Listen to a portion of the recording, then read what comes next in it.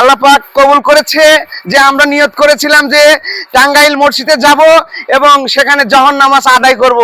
আমাদের সঙ্গে আলেম ওলামা এসেছে, হুজুররা এসেছে, অসংখ্য ছাত্র এসেছে।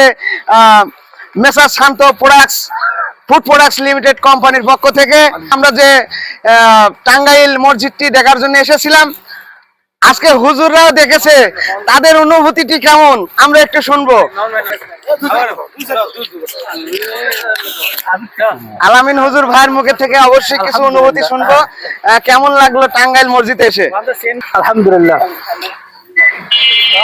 আমরা এসেছি টাঙ্গাইল 201 গম্বুজ নির্মাণ মসজিদে আমরা দেখার জন্য এসেছি। আলহামদুলিল্লাহ, আজকের এই সফর খুব ভালো লাগছে দেখে।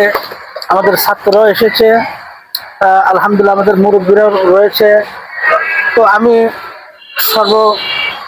মোট কথা বলবো যে যারা এই আজকের সফরের আয়োজক যারা, আল্লাহ পাক যেন তাদেরকে সুস্থতা দান করে এবং তারা ব্যবসায়ী মানুষ, ব্যবসার জন্য বরকত দান করে।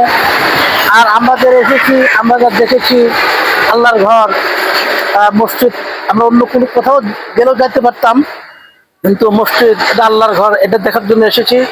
আলহামদুলিল্লাহ, দেখে খুব ভালো লাগলো। আলহামদুলিল্লাহ, অসংখ্য ধন্যবাদ আপনাদের।